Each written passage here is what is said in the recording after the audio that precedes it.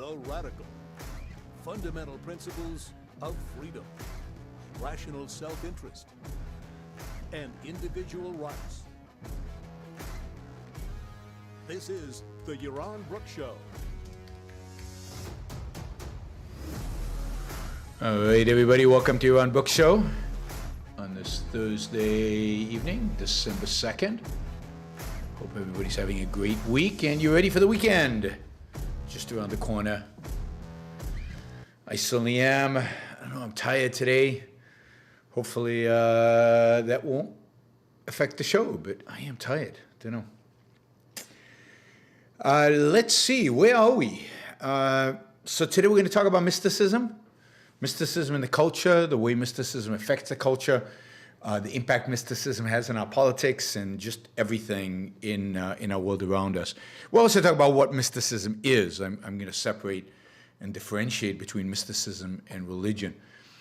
Mysticism, I think, is the broader concept. Religion is a narrow one form of mysticism. A lot of stuff going on in the news. We've got COVID hysteria continuing and unabated. We got today from Biden his strategy for dealing with COVID. Luckily, he seems to he claimed that he was not going to advocate for lockdowns and he was not going to advocate for vaccine mandates moving forward. We'll see what he actually does. And he is encouraging home rapid tests, which is a good thing. Anyway, we'll be talking more about COVID because I didn't want to talk about COVID today, because we'll be talking much more about COVID on Saturday. Amish Adalja will be here at 7 p.m. East Coast time on Saturday, 7 p.m. East Coast time Saturday. So I hope you all join us. I hope you all get your friends to join us. I hope you all bring your questions. Those who have doubts, those who question Amish, bring your questions. We'll have super chat. We'll be open. We'll be answering everybody and anything. You have to be respectful. So hopefully we'll have a great show. I'm looking forward to it. Looking forward to getting an update on both on the new variant, also on the vaccines, and whether there's an assessment of how the vaccines have done, and his assessment of where we're heading from here, and what is happening politically, and what is happening at places like the CDC as well. So we'll have Amish on Saturday. Generally, I'm going to have a bunch of guests this month. So we'll have Amish on Saturday on the 14th, I think, of December. We're going to have Don Watkins. He's going to come on, and we're going to talk about a bunch of stuff, but including his new book, I Am Justice, which it's his thriller. It's his fiction book. So my co-author, Don Watkins, is now a published fiction writer, which is quite exciting. So we'll talk about fiction writing, but we'll also talk about other stuff as well. So, and again, feel free to come on board and be ready to ask any questions of Don. Well, let's have Nikos, whose last name I can't pronounce. Nikos from ARI Europe, and from, you probably know him from a lot of the broadcasts of the Iron Man Center UK. Nikos will be coming on. He's just got a new book out on tribalism. So we'll have him on to talk about tribalism. And then finally, I'm hoping it'll happen in December. I'm going to have Harry Binswanger on. So we'll have philosopher Harry Binswanger on. And we're going to talk free will and anything related to epistemology. Anything available regarding epistemology that you might have questions about. But particularly, we're going to focus on free will and epistemology. So please, come on for that one with all your questions about free will and all your challenges and everything you have. Bring it forward. We'll be talking about Sam Harris's views on free will and what the Iron Man Institute has to say about that. But of course, we can continue to, but anything related to psychoepistemology, anything related to epistemology, feel free to bring those questions. We'll have philosopher Harry Binswanger on. And that's just in December. And then my expectation is that we'll be doing a bunch more interviews going into next year. So I definitely start breaking up these shows, have more interviews, give you guys an opportunity to ask questions of the interviewer. So that is part of the plan for what we're going to be doing into December. And really is part of my planning now. I am planning for 2022, kind of what the Yaron Brook show is going to look like. So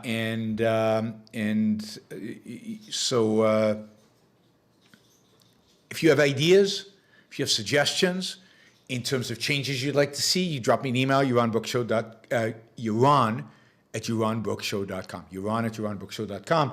Adam suggested the other day that I do these shows in the middle of the day so you guys can watch it live during lunchtime. I'm curious if anybody thinks that's a good idea other than Adam.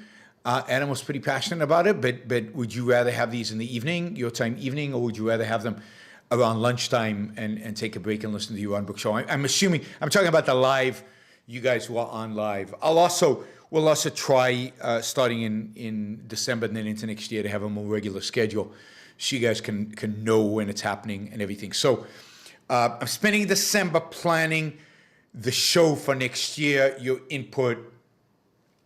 I'm excited about getting your input. Yaron@yaronbrookshow.com. You can also use the super chat here to provide input, ideas, suggestions, disagreements, and so on.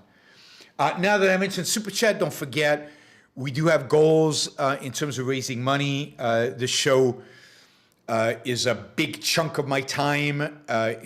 Basically, the super chat is my earnings. It's you buying my time and you paying for the show. If the show is of value to you, please support it. You can support it at yaronbrookshow.com/support. You can support it here on Super Chat.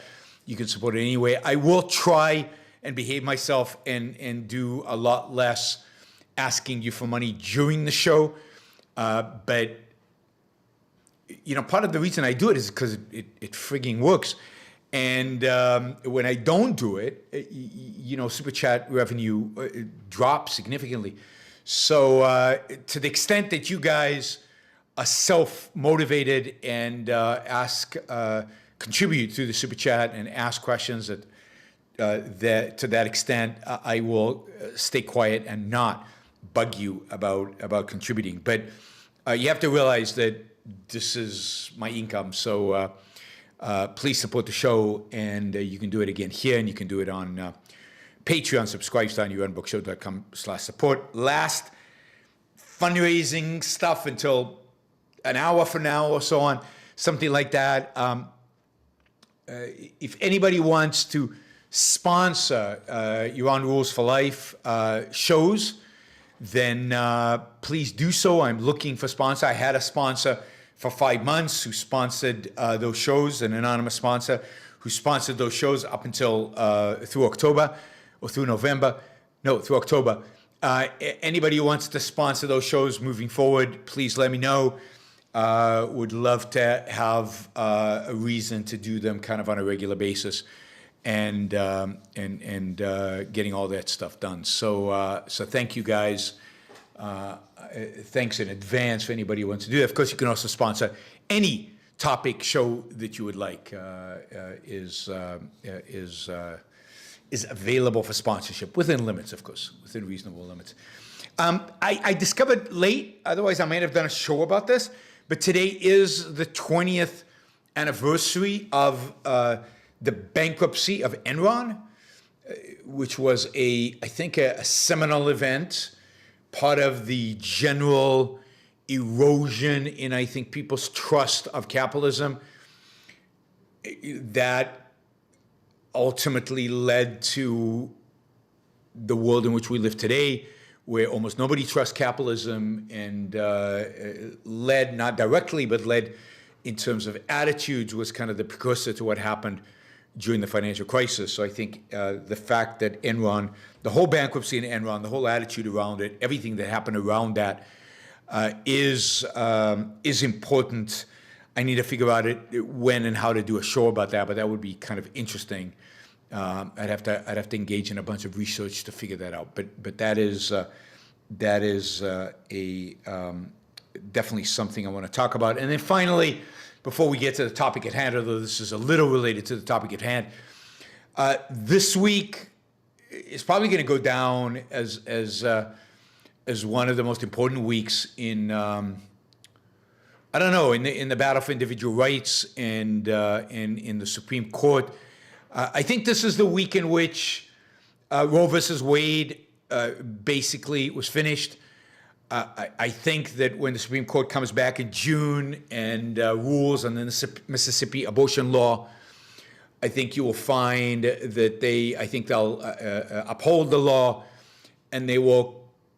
It looks like we'll see what ultimately happens, but it looks like they will basically repeal or completely walk away from the precedent of Roe versus Wade, and we will enter a completely new regime, a new state of the world in terms of abortion, where abortion will be left to the states to decide, and where a big chunk of America, basically the South, and parts of the West, but primarily the South, will basically now have women will have no access to abortion, and without taking a long road trip to get there. So that the ruling will probably be, that's what I read, is that it's going to be in June.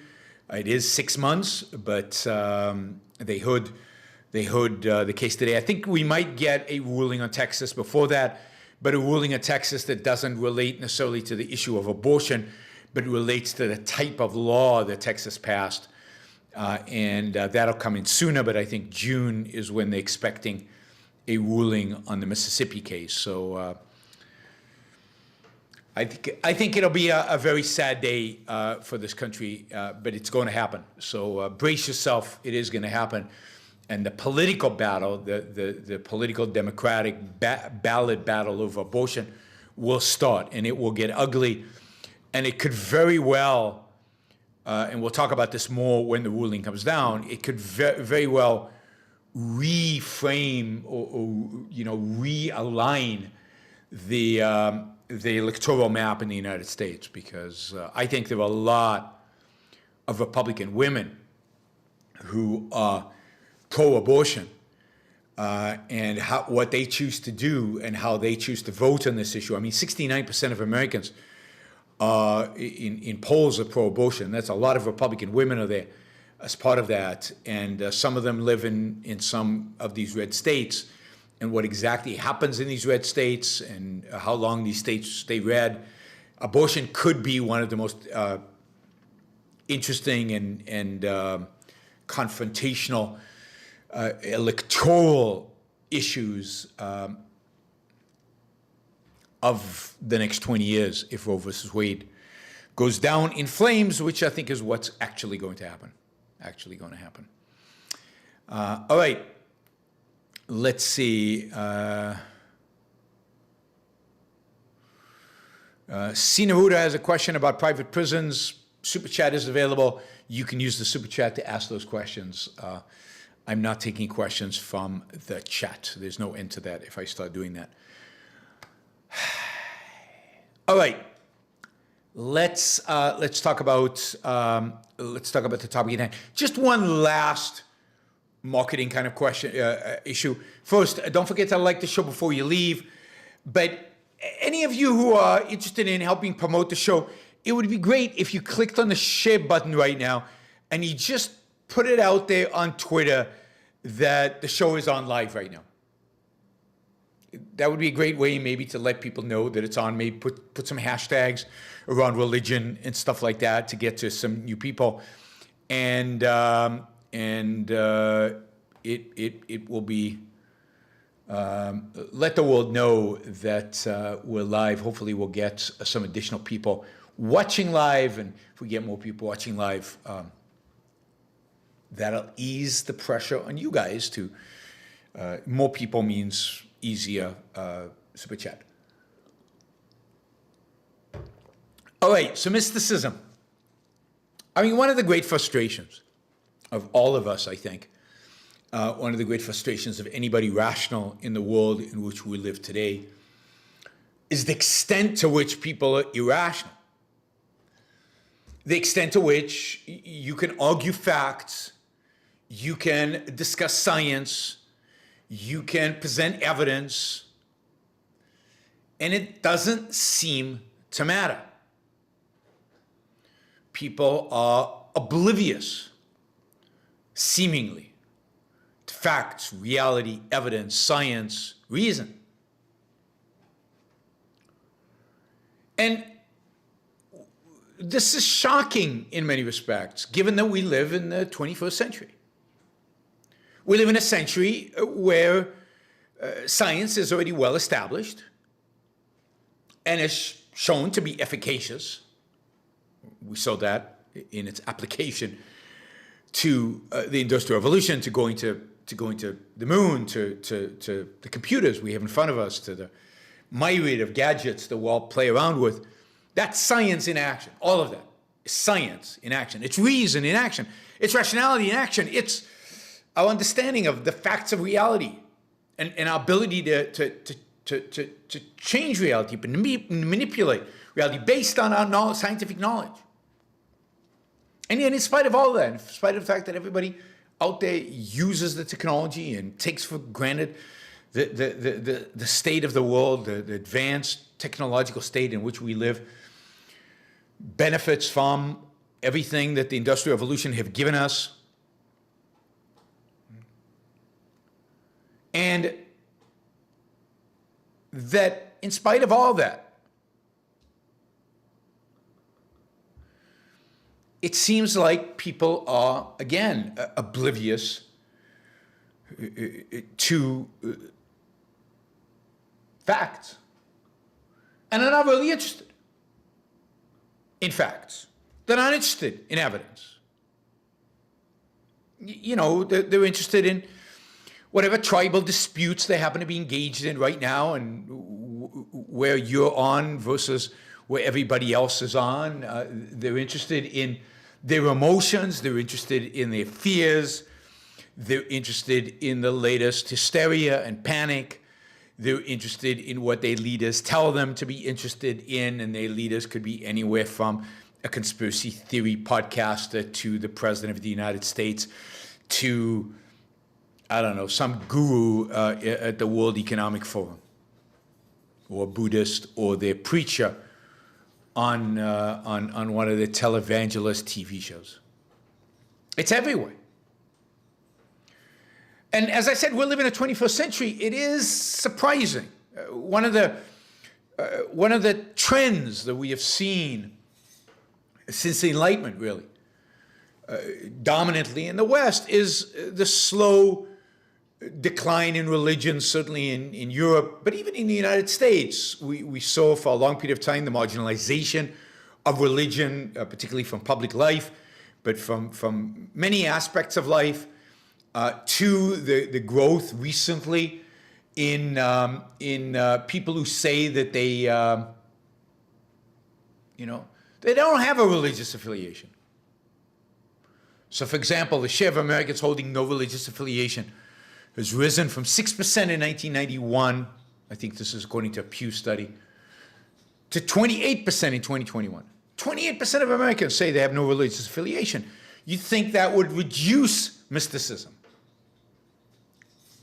It also means that, 72% of Americans in the 21st century have a religious affiliation. But I don't even know if religious affiliation means they're believers or what exactly it means. But in 2021, you'd think that this would be the era of science, reason, evidence, facts. But even this so-called secularization of America in this 21st century is a mirage. According to a Pew survey, 41% of Americans believe in psychics. 41% believe in psychics. 29% of Americans believe in astrology. And many of them seek astrological guidance. Right? There are apps. It's got sophisticated, right? You don't just do like, the astrology thing in the newspaper anymore.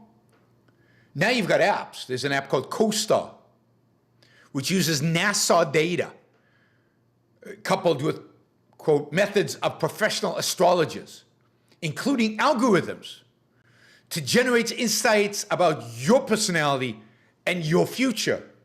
If you want to know your future, go to CoStar.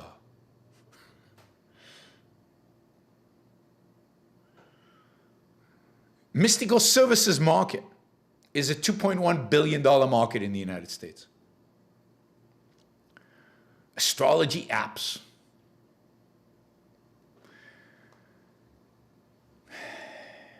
So even though Americans might be less officially religious, less affiliated with a particular church, and indeed church attendance in the United States has dropped dramatically over the last 30 years, by about a third.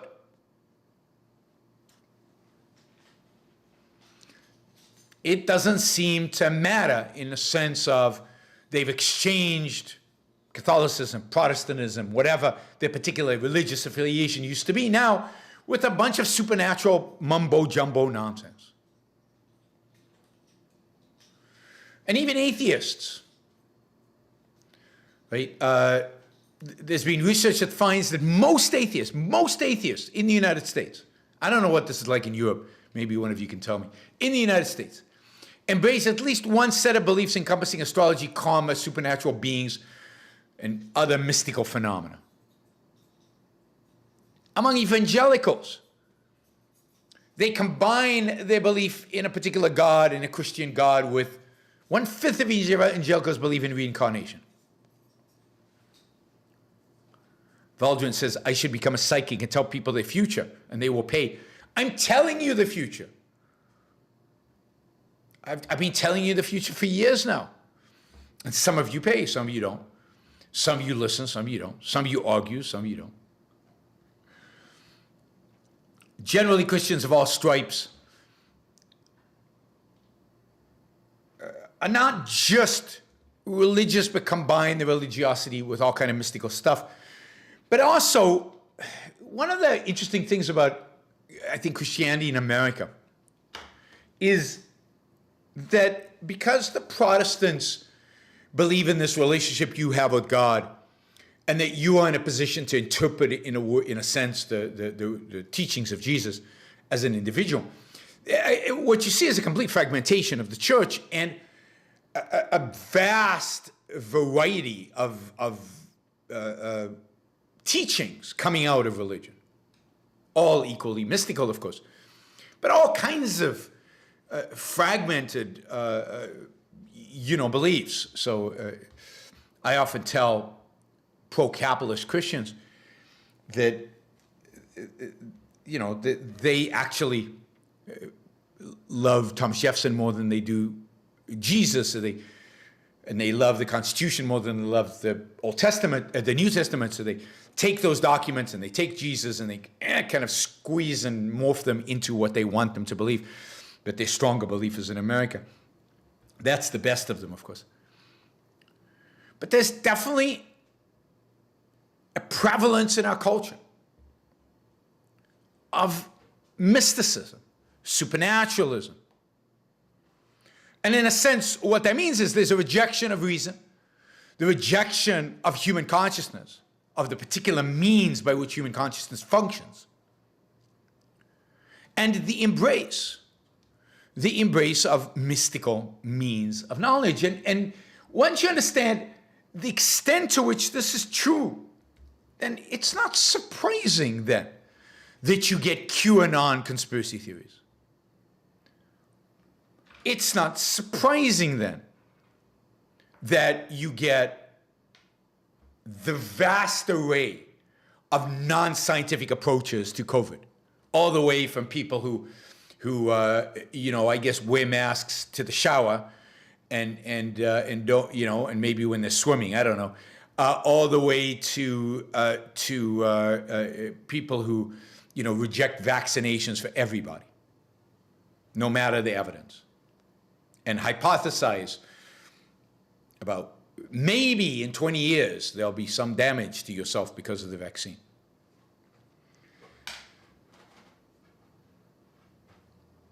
It's not surprising if what we have is a populace that fundamentally rejects science.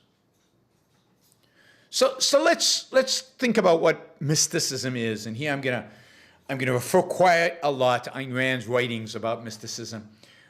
This is primarily out of the Ayn Rand lexicon, so these are highlights from what she's written about mysticism, what she's written generally. These are highlights that relate to mysticism.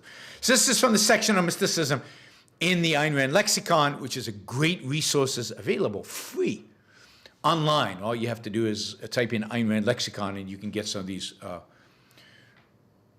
amazing pearls of wisdom from Ayn Rand. So what is mysticism?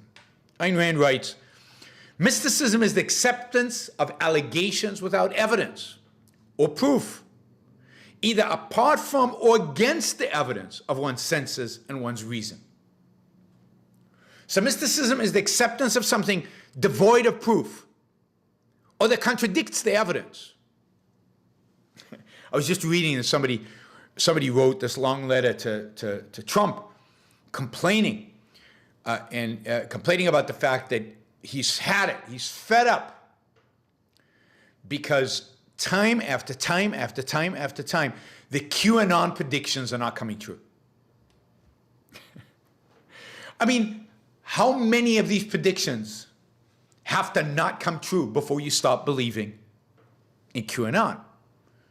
Well, I know the answer to that, and you guys know the answer to that, because how many of the predictions of every religious sect in history didn't come true, and then yet people continue to believe in that sect, continue believing in the ideology. Facts. Don't let evidence ever interrupt with your mystical beliefs. QAnon being a good example of those completely, utterly mystical beliefs. But that's true of, you can take people and you've got all these smart people, and they're arguing about what we need is to, you've got, this is in Europe primarily, but now in the US, we've got to stop using fossil fuels, and we have to shut down nuclear energy, and we have to cut emissions to zero, and we're going to increase the number of jobs and increase the prosperity, and everybody's going to be rich, and we're not going to emit any CO2, and we're basically going to run the whole world on renewables. Which ones? Well, primarily, solar panels in the UK and Germany, and windmills in the UK and Germany. And you point out just basic facts about how this is clearly an impossibility. You can't generate enough electricity. What happens when there's no wind? What happens when the sun doesn't shine, which is most of the time in the UK and Germany? And they just blank out. They're not interested in the evidence of the senses. They're not interested in reason and facts and evidence. There's no communication going on. There is a dogma. There is an accepted truth that they have received from somewhere. We'll talk about where they get that in a minute. And they live by that. And they're uninterested in anything else. They're not interested in the facts. Wanda Freeman says, pixie dust and magic beans. Yes, pixie dust and magic beans. And you can argue with them all you want. You can give them facts and evidence and numbers and graphs and statistics. And it doesn't matter, because none of it actually registers. Knowledge for a mystic is not accessible to mere humans. It's not accessible through reason, through facts, through evidence, through our senses. Ayn Rand writes, mysticism is the claim to some non-sensory, non-rational, non-definable, non-identifiable means of knowledge, such as, quote, instinct, quote, intuition, quote, revelation, or any form of, quote, just knowing. They just know.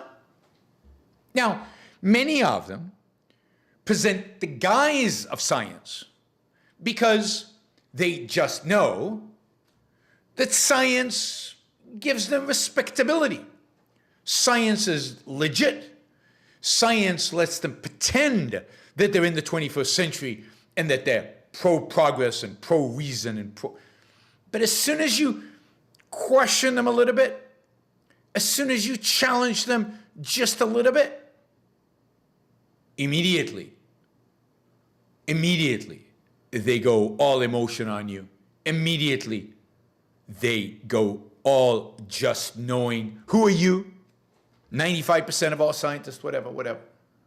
Is it 98? It's 98%. 95 is too low. 98 is a better number. And there's no argument. There's no argument. And note what Ayn Rand notes as mystical, instinct, intuition, revelation. I mean, it's interesting because I was thinking as I was reading this, that to some extent, the evolutionary psychologists are mystics. The whole idea of rejecting free will, if you reject free will, you're really rejecting cognition, control over cognition. It's all automatized. It's all inevitable. It's all just happens. It's all just intuitive. It's all just instinctual. So who are you to question me? Whatever I know, I know. I just know. How do I know it? Because evolution programmed me that way. It's amazing when I read Ayn Rand how much of what she says is so applicable to stuff today, even stuff that wasn't really being discussed. Right? And in the end, the mystics will always say, they just know. They have expertise that is not accessible to others. And sometimes they use science as the guise for that, right? And you see that in the debate about abortion, life begins at conception. I mean, that's complete mysticism. There's no human being at conception. There's DNA, but it's complete emotionalism. Or we're all going to die from the climate. Or, I mean, the whole debate about socialism, is, how do you know socialism will work? It's never actually worked. When we examine the facts of reality, we don't see socialism working. They just know. They don't need the proof. They know, and then now they work backwards. They start with a knowledge of socialism being right and just, and now they will reinterpret all of reality to justify the idea that socialism.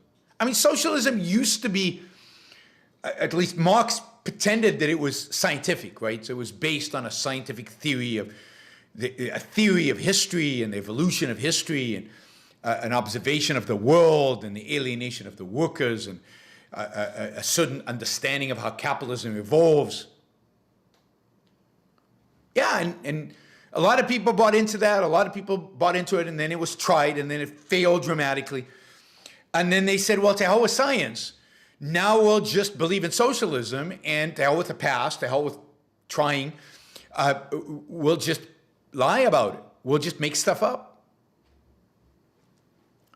Because for a mystic, knowledge and truth don't come from the world. To a mystic, knowledge and truth come from another dimension. They come from somewhere else. I mean, in religion, it's fairly simple. They come from God.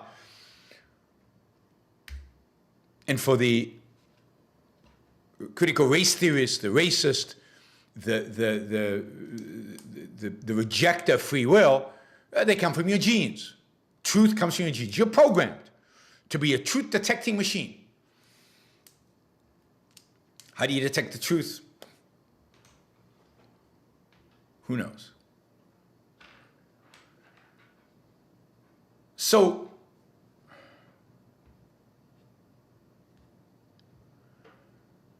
the mystic has to assume this other dimension. But how does he actually commune with the other dimension? Because we know there isn't one. So how does he fool himself into thinking there's another dimension? Where does he actually get stuff from? Where does he get the truth from? The truth in quotes. Well, really two sources. There are two places in which the mystic gets truth from. Ultimately, it's only one, but it manifests itself in two ways. One is from other people. Mystics, and here, unfortunately, this is true of what seemingly is a majority of people out there, surrender their mind. They've given up on their mind. They're not going to challenge. As soon as they encounter other people, the majority, the people in power, the charismatic people, or the people that influenced them when they were young, as soon as they encounter other people,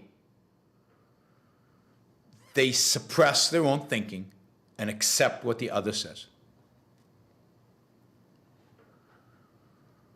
A mystic is afraid of his own independence. How can he trust it? How can he know it? What would he do with it? He'd have to stand up against the mob. Much easier to join the mob. So mystic, usually at a very young age, and again, the sad thing is, this is true of most people maybe.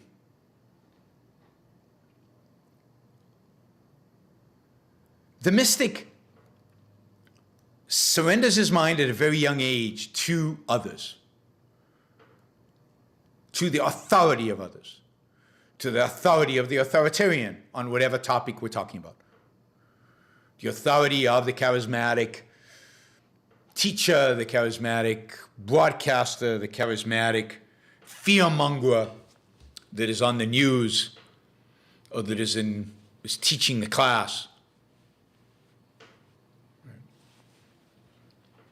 So, Ayn Rand writes, and I love this, this is a great sentence, faith in the supernatural, any supernatural, begins as faith in the superiority of others. It begins, in a sense, with lack of self-esteem. It begins with surrendering your own mind to other people. And that leads you to surrender your own mind to the Almighty or to the fortune teller or to whatever. And what guides you in terms of which other people you should surrender your mind to? What guides you in terms of what you should believe in, what you should have faith in, whether it's explicit religion or whether it's your political views or whether it's your views about generally the world? Where do you get these truths from? Other people more broadly, but how do you choose which people? At the end of the day, once you give up on reason, there's only one other source, and that is your emotions. If you're not going by reason, you're going by emotion. Even if you are a complete second-hander and just doing what people around you tell you to do, you have to choose who to follow. How are you going to choose? Reason's out. Whoever makes you feel better, whoever makes you feel more secure, whoever says something that sparks a more positive feeling in you, or the flip side of that, whoever generates the most fear in you. People are immensely motivated by fear. Mystics have always been motivated by fear. And the witch doctors, who might present themselves as scientists, the witch doctors, know this and understand this and refine the skill of inducing fear in people. Because when people are afraid, they're looking for solutions. They want to believe in something. They want an out. And if they've given up on reason, they've given up on facts, they've given up on reality, they've given up on science,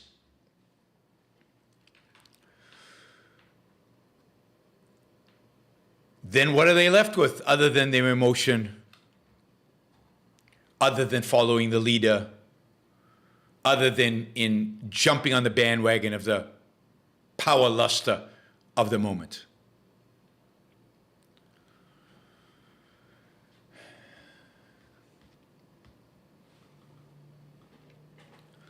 So, one of the common ways in which to induce mysticism in a culture, and this, unfortunately, Western philosophy has done for the last 200 years, is to teach skepticism. It's to embrace skepticism. It's to pound skepticism constantly. How do you know? Nothing, no absolutes. Nothing is knowable. Can't trust your mind. You can't trust your senses. You can't trust, maybe the sun will come up tomorrow. Maybe it won't. It's the skeptics by making people believe, by encouraging people to believe, by teaching people to believe in the unknowable, that their reason is not capable of giving them absolutes. Their reason is not capable of teaching them about reality. Well, then how do we know what to do? How are we going to survive out there in the world? How are we going to achieve anything? How are we going to feed ourselves? How are we going to get anything? Well, if not by reason, then by emotion. And there's always a witch doctor. There's always a witch doctor just waiting around the corner to capitalize on your skepticism, to capitalize on your desire to believe and your rejection of reason at the same time. Ali says this is on point. I see many people who can't think for themselves. I tried at least to listen to many sources before I take stance on stuff I don't know. Good for you. You're absolutely right. I mean, this is the problem. People can't think. Look, in a sense, when you say think for themselves, that's, you're just repeating yourself. The only thinking that can happen is for yourself. For them, Nobody can think for you. Nobody can eat for you. And what people who follow other people are doing is not that they are letting other people do the thinking for them in a sense. No, they're not thinking. They're not using the faculty of thought. They are defaulting on thinking. The only thinking that can be done is to think for yourself.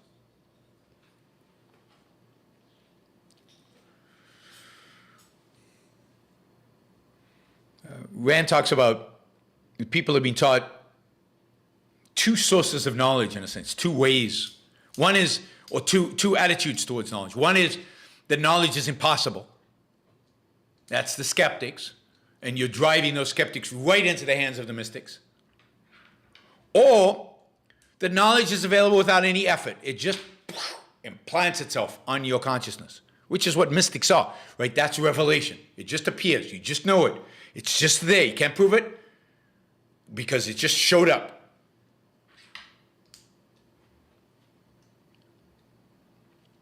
And you can see that skepticism leads to mysticism. Mysticism is the end, the only alternative to reason.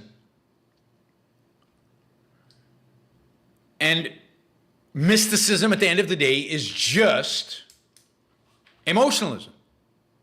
Since knowledge cannot implant itself without effort on your consciousness, the only other place you can get what you think is knowledge is your emotions. So people are emotionalists. And that's what we're seeing around us.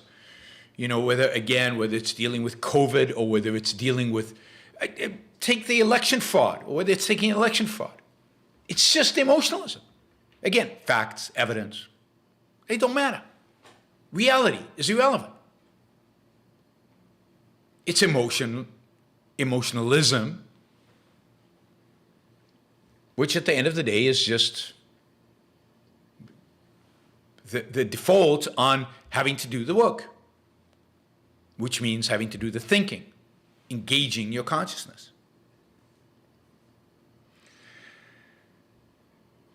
And this is why, again, everything we're doing is so hard. This is why it's not just about, oh, if only you formulate a little differently, or if only we had better marketing, or if only we had a better slogan, or if only we all supported Trump. What we're up against is not just a mild disagreement about political application. It's not even that we have a mild disagreement about history, about what the facts are. We have a fundamental, deep disagreement about the necessity for facts and how facts are validated and where knowledge comes from. We have a fundamentally epistemological, even metaphysical disagreement about the nature of reality and the nature of man's ability to understand, to know reality. And that is not an issue. That is not a problem that can be solved easily, quickly. It's not an issue that can be solved through marketing.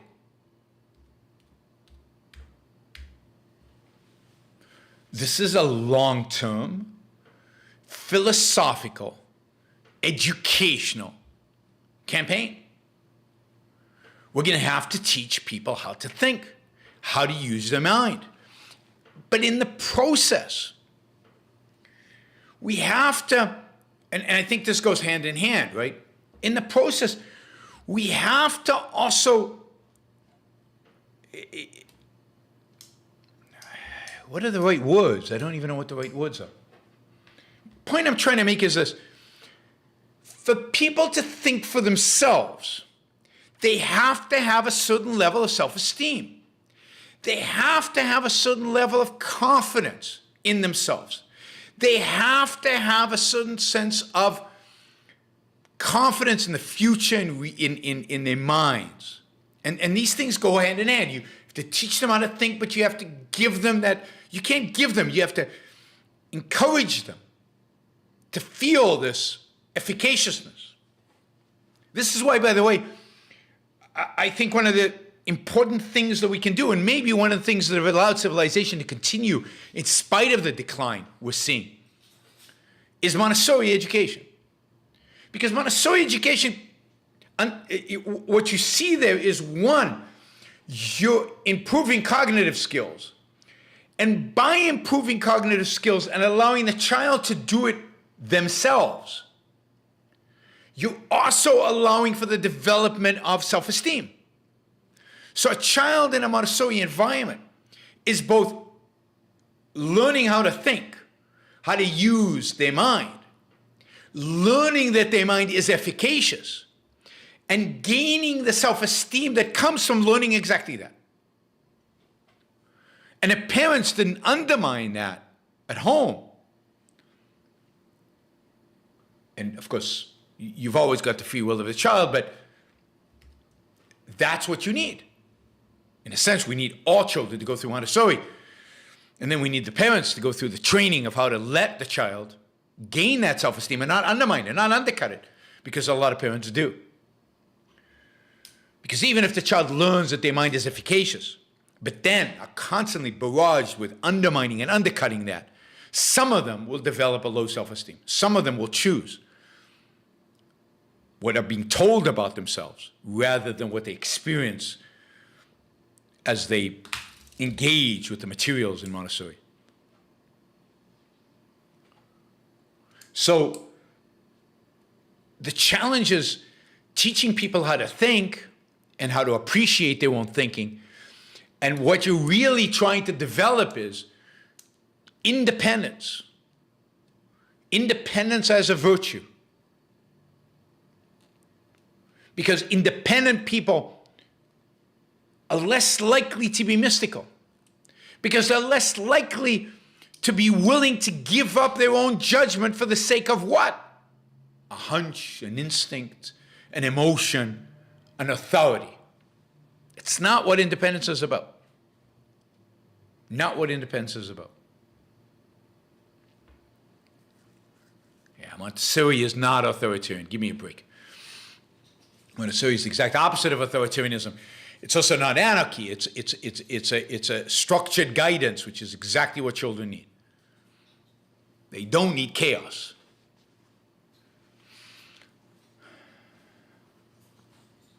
So,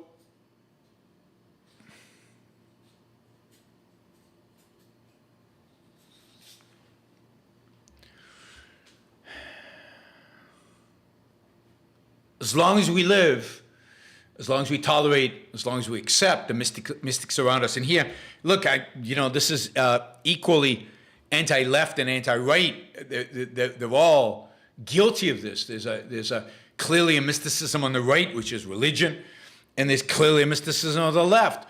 Well, not just religion, but conspiracy theories and all of that. And there's a mysticism on the left, which is CRT and the whole thing about climate change and socialism, which is, I think, the belief in socialism today is complete mysticism. You see the kids; they have no clue. They know facts. They know there's no evidence. There's no need for any of that. There's just anecdotes, feelings, emotions. I don't know, when I debated Vosh, people are not paid based on their productivity. How do you know this? Because they're not. We know this. They're not. Just ask. But everybody who's ever been in business knows that they are. The more productive you are, the more you get paid. No. I feel it's wrong. I feel that's not the case.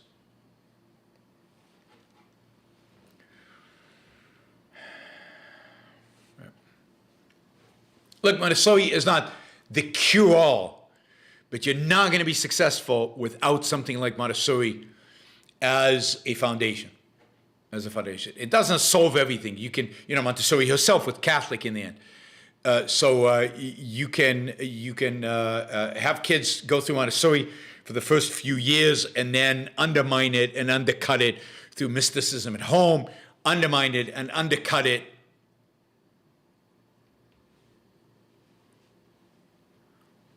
in their primary school and high school education.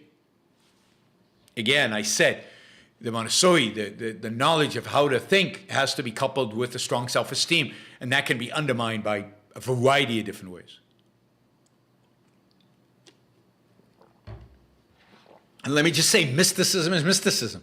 Mysticism is always dangerous. It's always wrong. It's always evil. New mysticism, old mysticism, it's all fundamentally the same, and it's all fundamentally authoritarian, and it all ultimately leads to violence.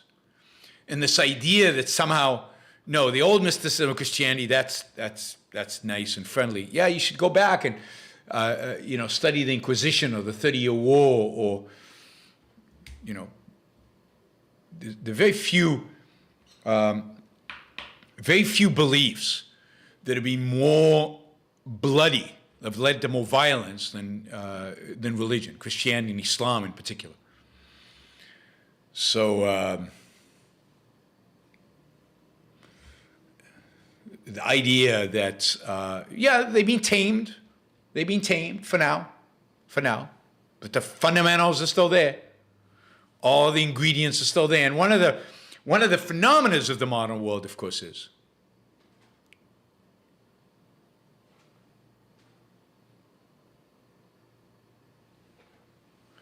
one of the phenomena of the modern mysticism is the extent to which it's fragmented. Religion is fragmented.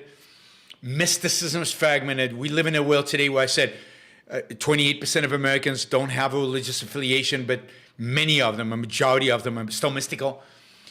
That fragmentation is waiting. It's waiting for a uniter. It's waiting for for something to unite it, for something to bring it together, for somebody, for some idea, for some individual to coalesce the mystics around one message, around one ideology, around one mystical form.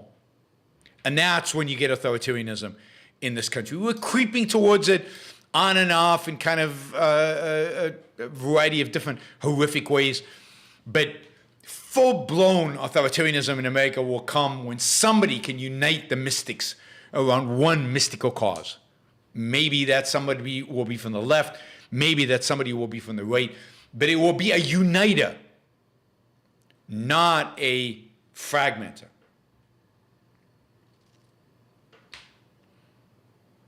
Oh, see, there's no mysticism in Ayn Rand.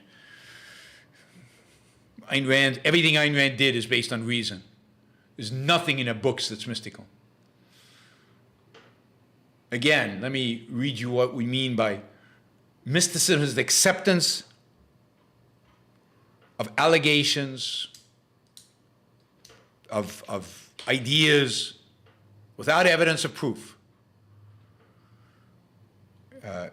Either apart from or against the evidence of one's senses and one's reason. Ayn Rand appeals to your reason. She does not appeal.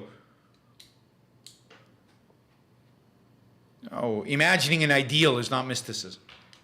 An ideal that is based on facts, that is based on reality, that is based on human nature is not mysticism. Mysticism is not that which does not exist. Lots of things don't exist that can exist and will exist. Mysticism is that which is detached from reason, detached from the senses, detached from knowledge, detached from facts. You can be spiritual without being mystical. Spiritual just refers to human consciousness. It's an attribute of consciousness. So there's nothing in Rand that is mystical. Even if you disagree with Rand, what she's doing is she's not appealing to your instinct, to your intuition, to just knowing.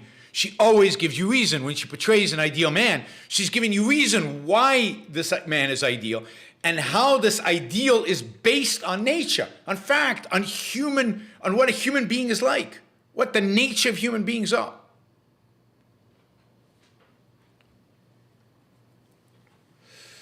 All right, let's see. Michael says, Isaac Newton was extremely mystic, yet unbelievably productive in other areas of his life. Compartmentalized thinkers can still move humanity forward. There is a lot of evidence in history to show evil doesn't stop the motor of the good entirely. That's right, nobody's ever claimed that evil stops the motor of the good. Only the good could stop the motor of the good. It's when the good gives up that the motor of the world stops. Yes, absolutely. People can be compartmentalized. You see that today. You see unbelievably productive people in Silicon Valley who believe the craziest nonsense in the world. You see some of the most productive people in the heartland of America who built businesses, who built successful industrial projects and believe in, I don't know, some weird trinity of mystical forces that shapes human life.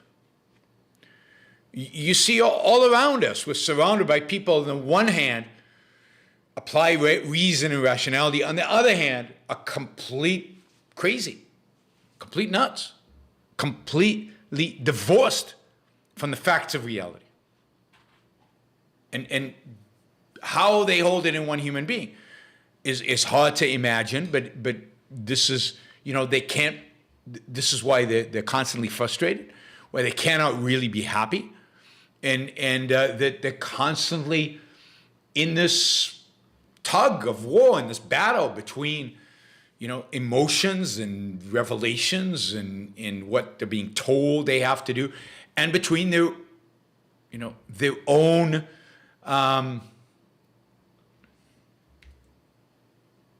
reason and rationality and productivity, and many of them are scientists. And Newton is a great example of that. I mean, Newton was a very strange guy. From everything I've read about him, he was a very strange guy. He was one of the greatest geniuses in science ever. He was stunning in terms of his ability to understand the world and to explain the world, to explain the physical world to us. And yet, at the same time, he was quite mystical when it came to his Christianity. And luckily for all of us, he didn't integrate the two. He didn't allow the Christianity to destroy his science. And he rationalized it by saying that God intended him to discover the laws of physics, and that what he was doing was consistent with God's plan. You know, one of the great geniuses of all time. He was, of course, early 17th century, early 18th century, sorry. What's the excuse of people today? 300 years have passed since.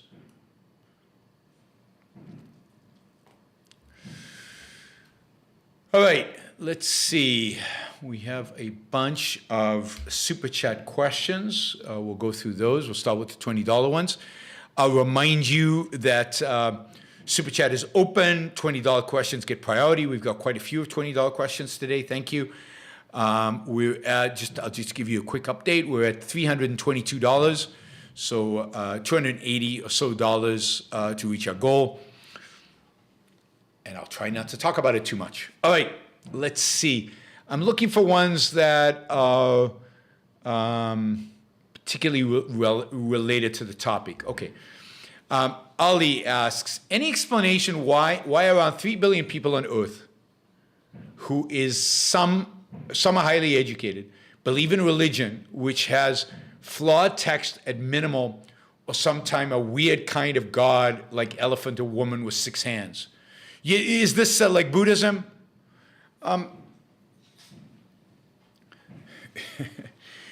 Why is having a God that's sometimes an elephant or sometimes a woman with 6 hands any different than a God that has a son who is sacrificed on a cross, that is sometimes a spirit, and the Son, the Father, and the Spirit are all really one, but they're really 3. They both 3 and 1 at the same time, and they love all of you. If you dunk yourself in a bunch of water and a priest says a prayer on you, then you're loved, and if he doesn't, you're not, or whatever the nonsense that whatever the religion comes up with, right? It's all nonsensical. So the Hindus have one particular form. You know, I think a lot of this elephant and women with 6 hands is symbolic. It's not, they don't literally believe in a God that is that way. It symbolizes certain things for them. I'm not going to try to justify. But to me, all religion, I just don't get it. I just don't get it. It doesn't make any sense. It's a story. It sometimes can teach you something. It might be educational. It might be interesting. It might be fun. It might be historic. It might be all kinds of things. But qua religion, what is any religion? You know, we could talk about the 1.5 billion or however what the number is that believe in Islam and what that implies.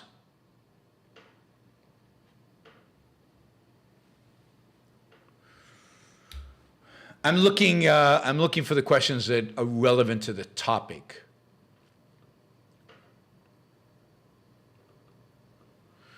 So Thessi says, hey, if the moon affects huge ocean tides and seas and humans are 80% water, don't you think maybe moon and planets could scientifically affect our mood and impulses?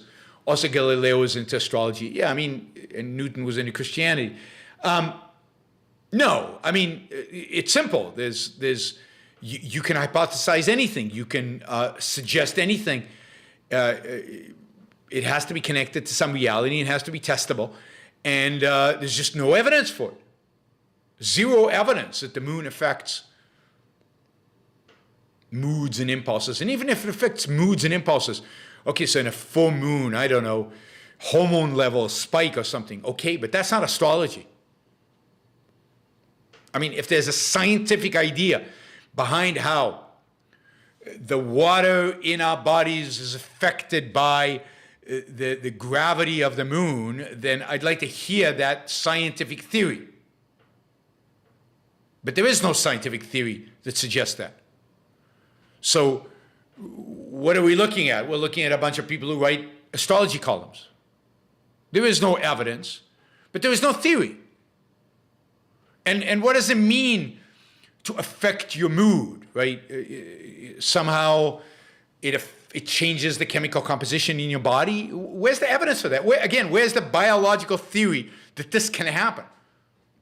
That this is feasible? That this has any credibility? It just doesn't exist. So you can't hypothesize random stuff and say, well, it's possible. No, it's completely arbitrary. There's no causal mechanism by which the moon's impact on the water of your body impacts your mood. What's the causal relationship? There's water in our bodies, but it's water.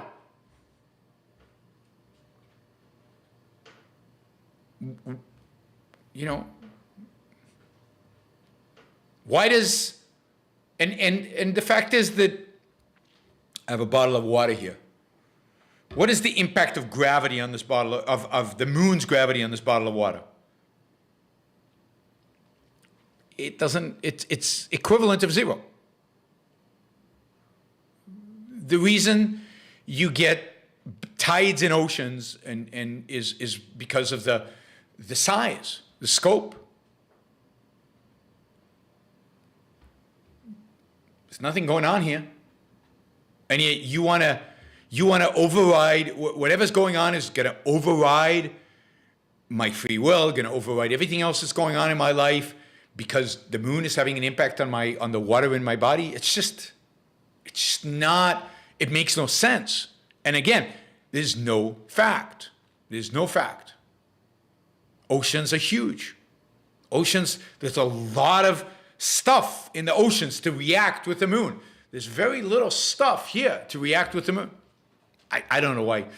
It's just, again, you have to, if you're proposing an idea, you have to have evidence. And you have to have a causal relationship, a causal theory. And this is not a causal theory that relates to anything. And again, astrology is not just about tides. All right, let me keep going down. Johnny asks, the Supreme Court justices are guided by mysticism of one form or another. Yeah, I mean, a bunch of them, particularly, what's her name? Barrett, the latest, the one appointed by Trump. I mean, she's a real religionist. She belongs to a religious, equivalent of a religious cult, or she used to. And religion guides her life. She's not a partial mystic on the weekend. She is a full-blown, now, she to some extent, she couches that or presents it in legalese. But she's the kind of mentality that takes religion super seriously. Is that the kind of mentality you want in the Supreme Court? I don't. But all of them, even Justice Thomas, who is maybe in terms of understanding of individual rights, maybe the best of the judges up to a point. He's pretty bad, but up to a point. He's super religious, even though he loves the fountainhead. All of them are. All the conservatives are. Well, I don't know. I don't know how religious Gorsuch is or how religious some of these others are. But, yeah, there's a lot of mysticism in the court, and that's why they're not going to overturn. I mean, they're going to overturn Roe versus Wade partially for mystical reasons, but partially because, I mean, the main reason Roe versus Wade will be overturned is because of a lack of understanding of the concept of individual rights. they have no basis on which to preserve it. They have no consistent basis. A woman can do whatever she wants with her body. Take the vaccine before it's approved by the FDA? No, can't do that with her body. Prostitute her body? Nope, that's illegal. Take heroin? Nope, that's illegal. So does a woman have a right, an inalienable right to do what she wants with her body? I mean, I would say yes, but they have no basis to say yes because they have no understanding of the concept of individual rights, of understanding what it means to say she has a right to do whatever she wants with her body. And they're not willing to apply it consistently. They're not willing to apply it consistently. They're willing to apply it inconsistently whenever they feel like it. Whenever they feel like it. So they will reject Roe versus Wade, not so much because of their particular religious beliefs, although that'll play some role in it, but because of the complete lack of understanding. That plays a role in it in the sense that they're against abortion. But they'll reject Roe versus Wade primarily because they have no basis for individual rights. Zero.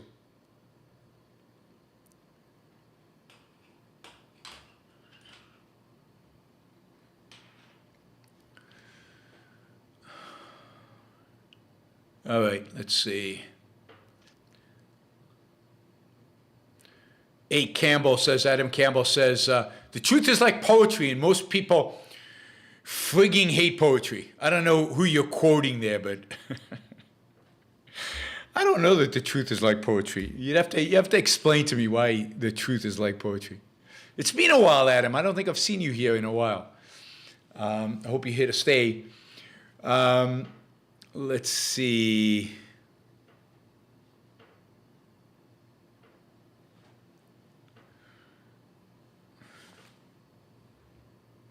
I'm looking for,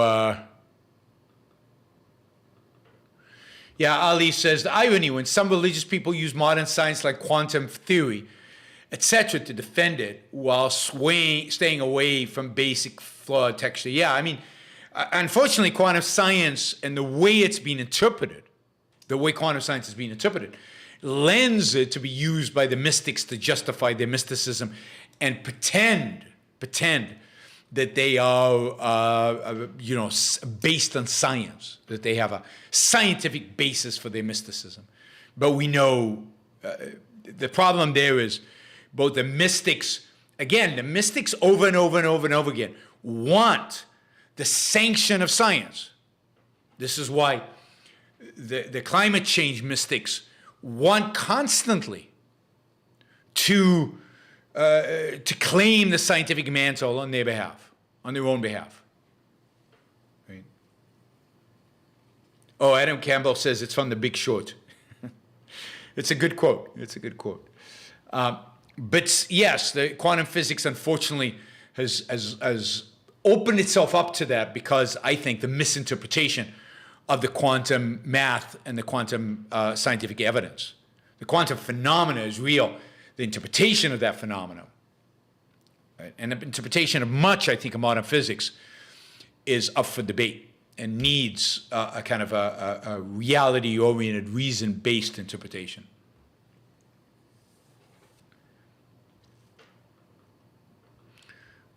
Let's see.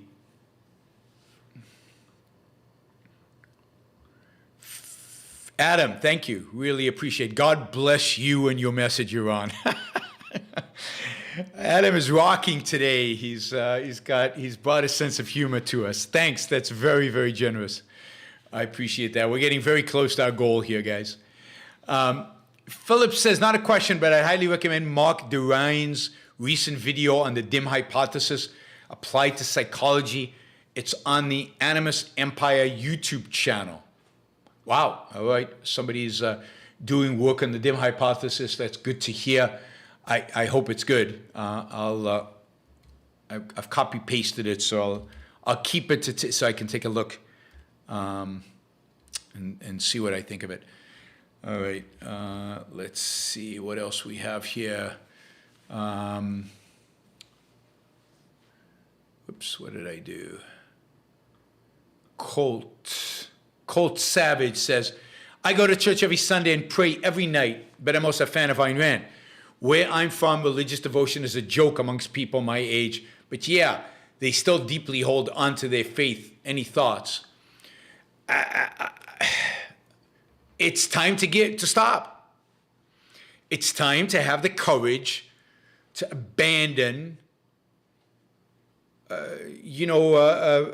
juvenile beliefs, which is what religion is, I think. It's something that the human race needed when we were young because we couldn't explain the world. We needed a God. We needed religion. We needed books to lay out the, quote, truth to us because we human beings hadn't developed the methodology and the skill and the ability to do it. And they needed explanations. And they were ready to accept explanations from wherever. But we live in the 21st century, which means we live in a post-scientific revolution time. We live in a time with a philosophical understanding of the role of reason. We live in a post-Ayn Rand time. It's time to chuck religion, to abandon it, to put it in the trash heap of history. And I would put together with it all the forms of mysticism. Mysticism is useless and evil. It's anti-reason and anti-factual, and it needs to be placed in a trash heap of history where it belongs. Enough. We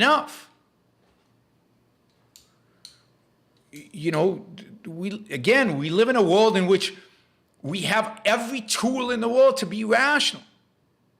We know that the source of knowledge is reason. We know that science is how we discover truths about the physical world. We don't need mysticism. Enough, out, gone, go away. And if it's within your own soul, as it is,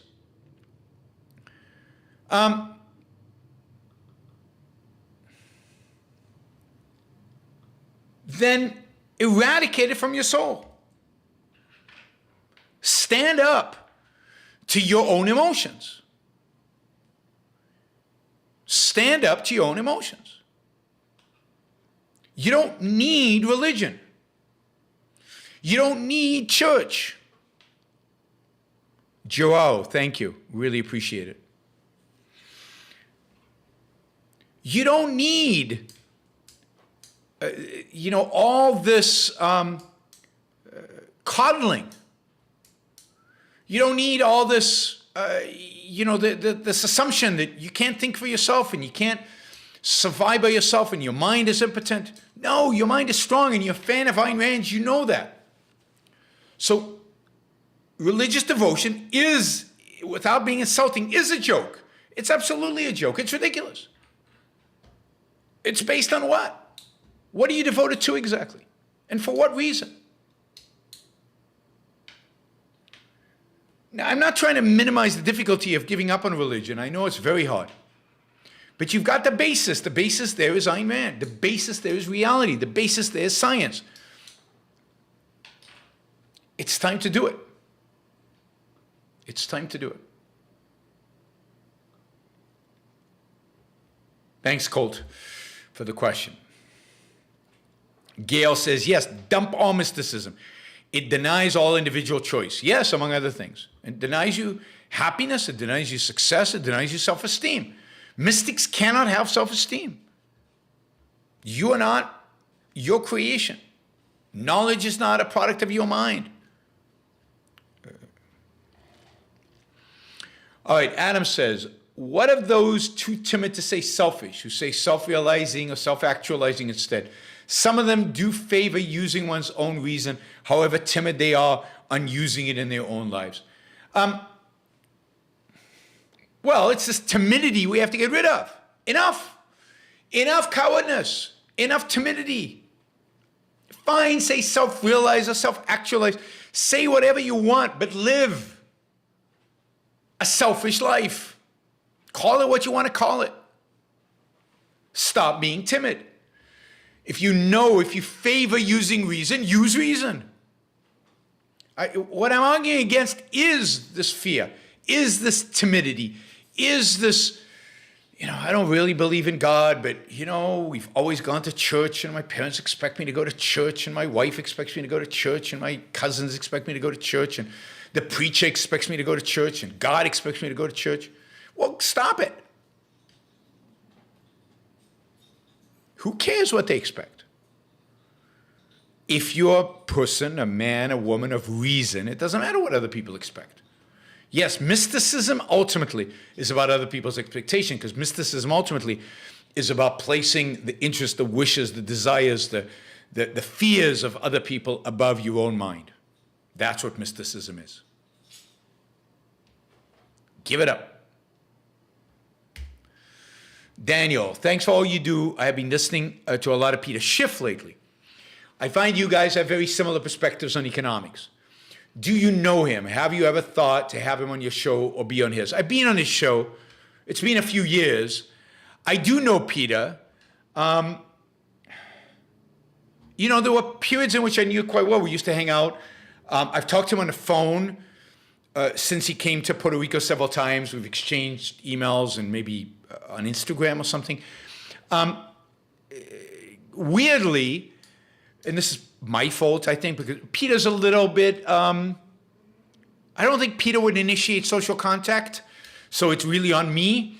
I have not initiated getting together here on the island with him. He's in Puerto Rico, I'm in Puerto Rico. I might actually be seeing him on Sunday. I'm going to this beach party on Sunday, and sometimes Peter's there, so hopefully he's there, and we can chat a little bit and maybe reconnect, and maybe I'll start visiting him with him more. But I like Peter. I've been on his show. I might have him on the show now that I'm going to have more guests. I might have Peter on the show, and I'd happily go on his show whenever he would like it. So I'll talk to him about it. But yes, Peter and I used to hang out because we used to go to the same conferences. We used to hang out at the conferences together. And he's I like him, but he's socially a little bit, I think, awkward or difficult to read. But we get along. We've always gotten along really well. When I was moving to Puerto Rico, I called Peter up and said, "Hey, Peter, you live there. What's it like? Would you recommend moving there?" And he gave it a positive thumbs up. That was part of my due diligence before I moved to Puerto Rico, is to contact people I knew who lived here already, and he was one of them.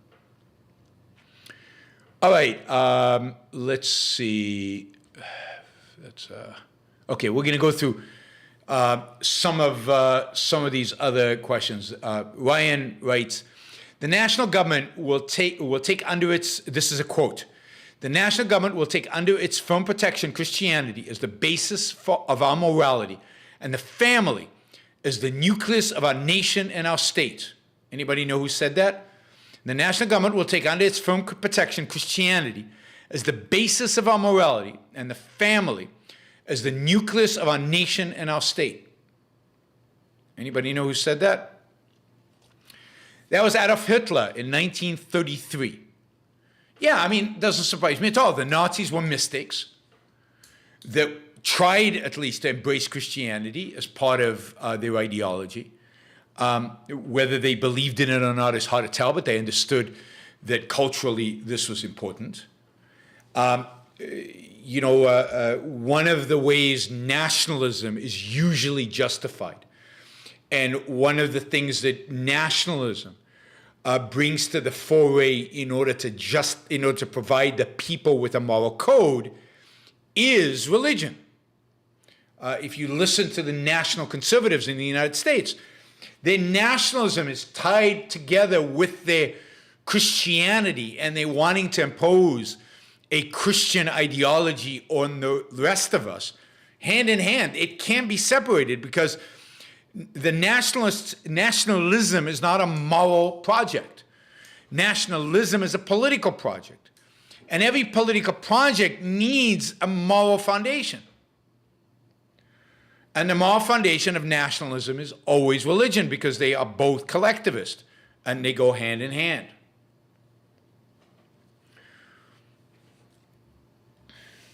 So I think U.S. politics today, you will see religion is on the rise among kind of these national conservatives, and particularly Catholicism. More and more of the intellectuals of the right are Catholics, and many of them are people who converted to Catholicism. So have adopted Catholicism by choice, which is just bizarre in my view. But and I think it's very dangerous. And I just mentioned the combination of religion on the Supreme Court and the extent to which that impacts their decision making. They don't have any other guide because, as I said, they don't understand individual rights. And if you don't understand individual rights, then what is the basis, moral basis for what you do?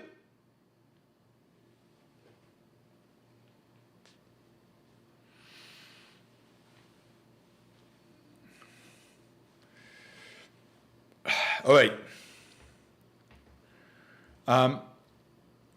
Let's see, $20. Ronnie asks, glad I was able to get my Free Market Revolution book signed and meet you in Michigan State in November. I'm glad you did as well. Cheers to reason and objective thinking. Thank you, Ronnie. It was great to see you at Michigan State. Thank you for joining us there. I'm still waiting for that video. I don't know, Jennifer, can you help us get that video from Michigan State so I can post it on my YouTube channel? Michael asks, if the West can survive 2 world wars, massive recessions, COVID lockdowns, an entire academic apparatus run by mystical nihilist Kantians, it's safe to say the bad guys can't put the toothpaste back in the tube. I don't know what the toothpaste is, and I don't know what the tube is here in this metaphor. But the fact that it could survive those, every one of those is chipped away at our freedoms, chipped away at our sense of life, chipped away at our resolve, chipped away at capitalism. And the fact that none of them have killed us doesn't mean the next one won't. Before the barbarians actually sacked Rome, they spent over 100 years chipping away. The Christians chipped away. Everybody chipped away. Until slowly, at some point, Rome was sacked and nobody was really that surprised. So when we get sacked, we might not be surprised because we have been chipped away by all these events for 100 and something years. Other $20 questions. Philip says, kids are born prematurely compared to animals due to the size of their heads. All right. I don't know. I'm not sure why that's why they're born. Oh, prematurely relative to the rest of their development. Yes, I get it. They're incapable of surviving without support. True. Why is birth the point where a child gains a right to life, which amounts to an obligation on others? Because it's the point in which they become an individual being. It's the point in which they're separated from the mother. It's a point in which they become an individuated, independent human being. They're not part of another human being. They're separate from another human being. So it's just this fact that while they're in the mother's womb, they're part of the physiology of the mother. You can't see them because they're inside the mother. In that sense, that they're part of her body. They're hers. It's her rights that apply to the fetus. And her right is to do with what's hers, whatever she wants.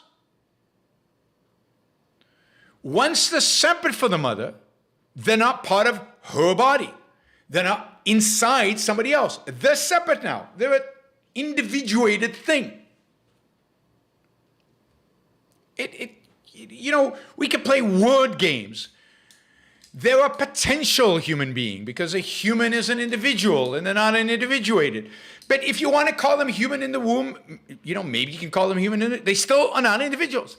And they don't have rights. Rights are not something you get from God.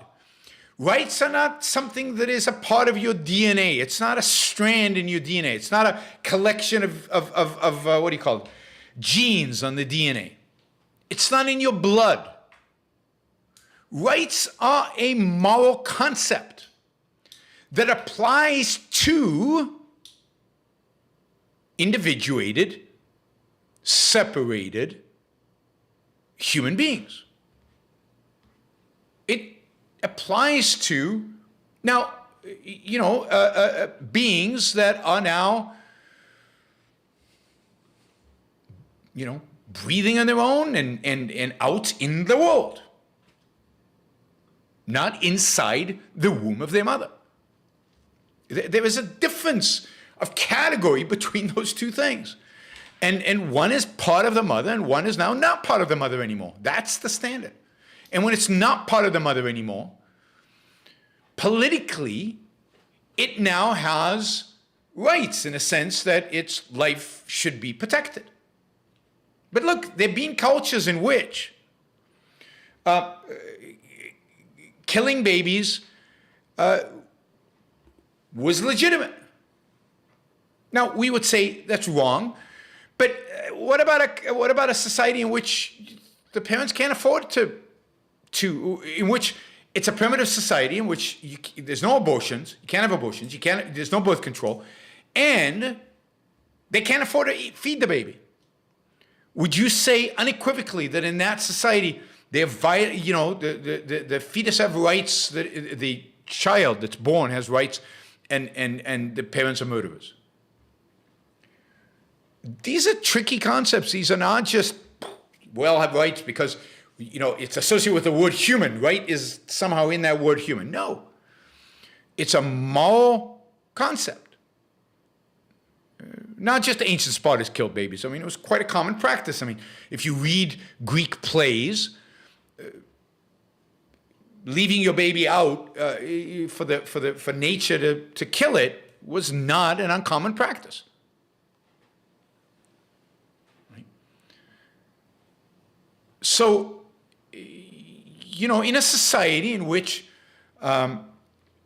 we're wealthy enough to feed our kids and we can have abortions, once you have the baby, you have taken on a legal and moral responsibility to take care of it. And one of the reasons I am pro-abortion is because I'm pro-giving parents, particularly the mother, as many opportunities as possible to change your mind, at least up to a reasonable point. I think abortions in the last trimester are horrific, and I don't think they almost never happen. But unless a mother's life is in danger or the baby's going to be completely deformed, I don't think doctors should do them. But the point is, up till that point, they should have as many opportunities as possible to have an abortion so that they don't have to take on this massive responsibility and burden if they are not really committed to it. Because once it's born, it has rights. You got to take care of it. You got to treat it well. Morally and legally. And legally. The state now is involved. Yeah, I think you should have it in the first trimester, but some women don't know that they're pregnant in the first trimester. They might only discover they're pregnant in the second trimester. So you should, abortion should be allowed throughout the entire term, but they should, most abortions, 90% of abortions are done before week, I think it's 16 or 17. 95% of abortions are done before week 21. Maybe it's 99%. Sorry, 99% of abortions, I think, are done before week 21. Right? It's very rare to have a late-term abortion, and they have to be extraordinary circumstances to have it happen. All right, let's see. We've reached our goal, so thank you to everybody who's done the Super Chat today. Thank you to Catherine for getting this going and getting everybody excited and getting us through. I think we did it. We did it amazingly with quite a few $50 questions, and of course, Adam came in with $100, and then a lot of $20 questions. So thanks, guys. Not a lot of $5 and $10 questions today, although I have a bunch now that I'm going to go through. But I really, really appreciate it. Look, there's just one more point about abortion. There's a big difference between moral and legal. Should abortion be allowed legally in the third trimester? Yes. Is abortion moral in the third trimester? In many cases, no. A doctor's going to do abortions in the third trimester? In almost all cases, no. You have to have a really good reason to have an abortion in the third trimester, to make it moral and for a doctor to agree to do it. All right, Daniel says, why does the left focus on workers rather than consumers? I don't see a lot of rebuttals to this in the mainstream. Well, because workers are in pain. They are being exploited. They are exerting effort. They are struggling. They are suffering. So it's altruism. You know, consumers, why would you care about consumers? Consumers are consuming. They're spoiled brats who are buying stuff. So the focus of the left is on the struggling, the poor, the weak, and Marx defined the proletarian as that, right? It's those that are being exploited by the greedy, successful, wealthy, bourgeois capitalist, right? They're the underdogs, or at least not in my view. I don't think they're the underdogs, but in Marx's view and the left's view, they've defined them that way. In a sense, they've even painted them into a corner that way because they have to portray work as this horrible thing. So it's the whole framing of Marx as the workers as being exploited, the workers as being the underdogs, the workers as fundamentally suffering. Hiram says, not eccentric, xenocentric. I don't know what that means. And I'm not sure what it refers to. A power lust is a weed that grows only in the vacant lots of an abandoned mind, from Galt's speech. That's right. So a mind that's given up, a mind that's conditioned only to deal with other people, some of those minds are going to say, well, if it's got other people, then I want to control them. I mean, they really control me, but I want to live under the illusion that I control them, and that's power lust. Power lust is that desire to control others and to give yourself a fake self-esteem through that. Liam asks, can we do a $10,000 match for the New Year's show? I'm asking you, is there anybody out there who's willing to do a $10,000 match for the New Year's show? That would be a lot of fun. It'd be exciting. It would be exciting to see if we could make the $10,000. I think we could.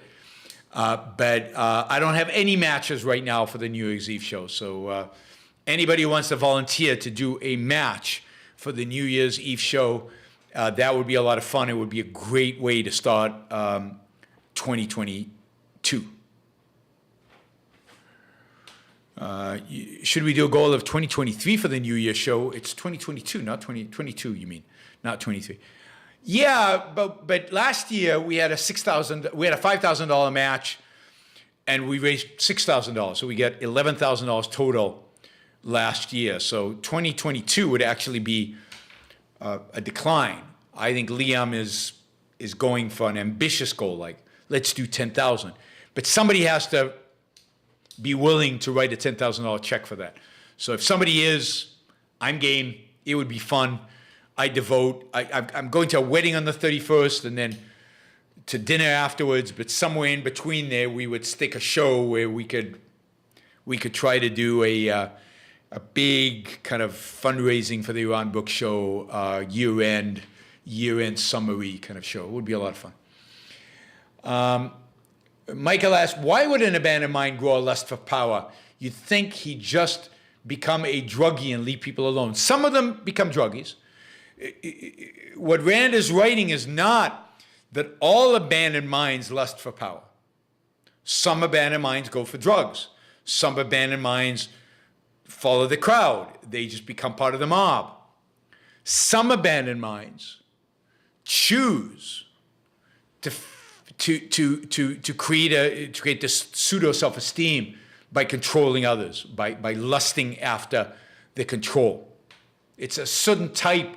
It's combined with a certain nihilistic sense of the world. Liam writes, sorry I came late. Do you think Roe versus Wade will be overturned? Yes, I do, as I said. And if so, will there be riots in the streets worse than George Floyd? No, I don't think so. I don't think so. We'll see. I don't think Antifa and others are as passionate, Black Lives Matter for that matter, as passionate about abortion as they are about Black Lives Matter. But it's possible. I just don't think that's where the energy on the left is. I think most of the energy behind defending abortion is with women who don't tend to riot, although some of them do. And there'll definitely be protests. There'll definitely be demonstrations. Will those demonstrations turn into the kind of riots we saw after George Floyd? I just don't see it, but I could be wrong. I could be wrong. Well, let's see also what the mood is like as we approach the Supreme Court decision over the next 6 months. Aimbatical. 16-year-old here. You are a genius intellectual. Thank you. I'm not a genius, but thank you. I love you and your content.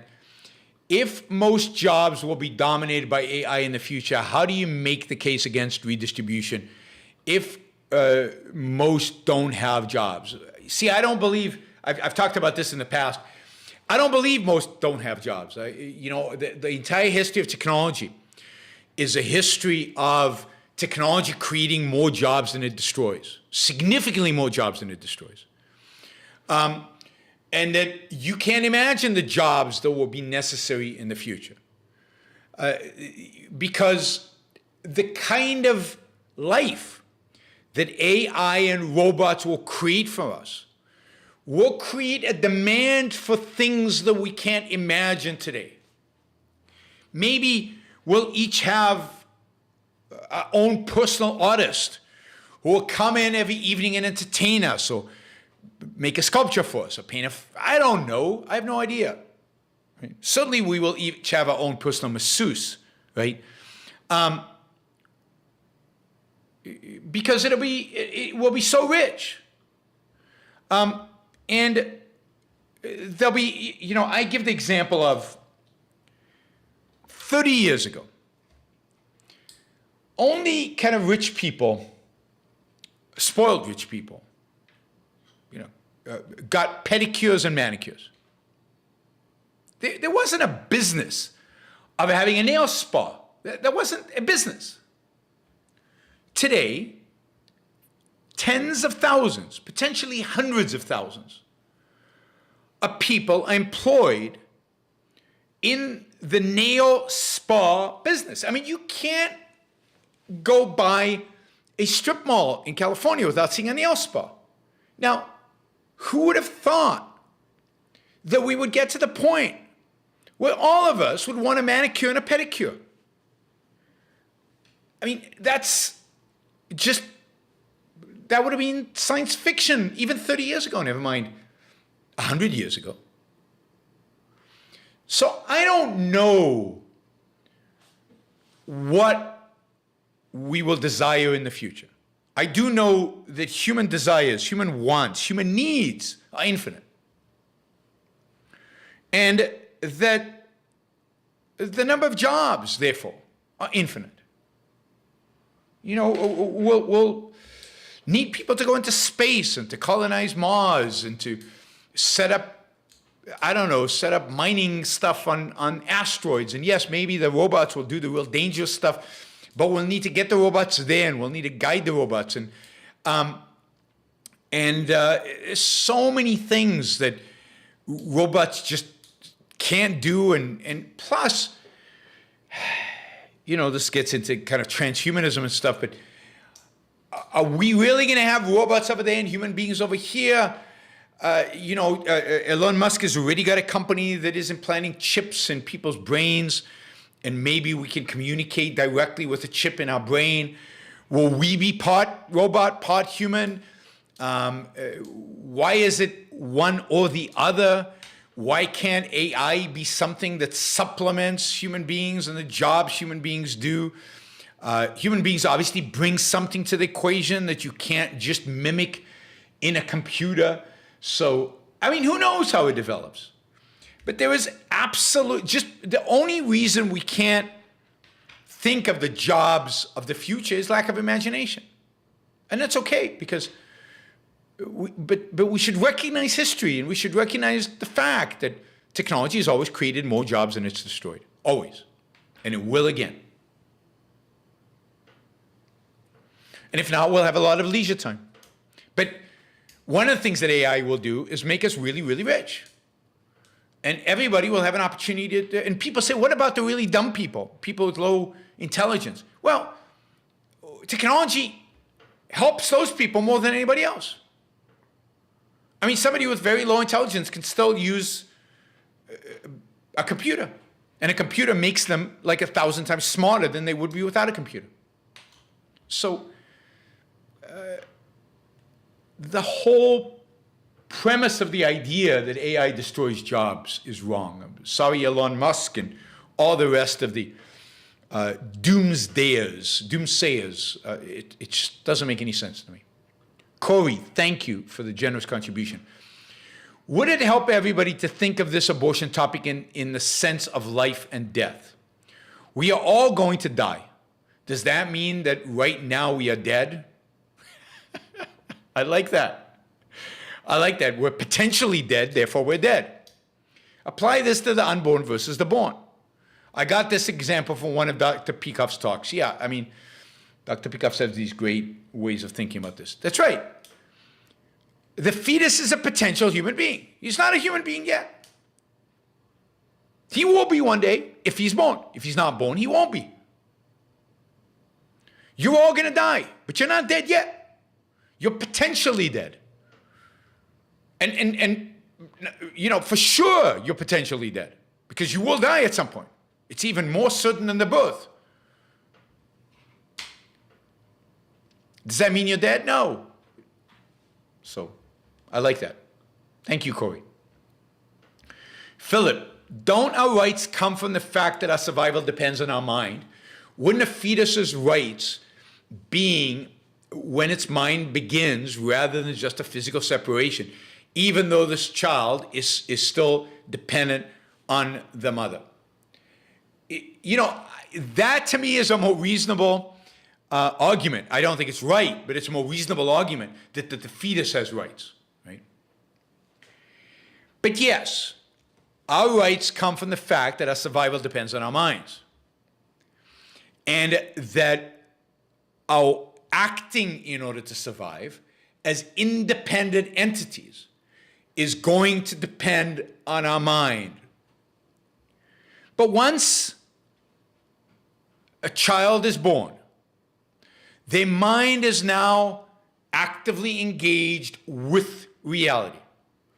They are now, that process of reason that we are trying to defend has been engaged. It's not developed enough to actually secure its survival, but it is engaged.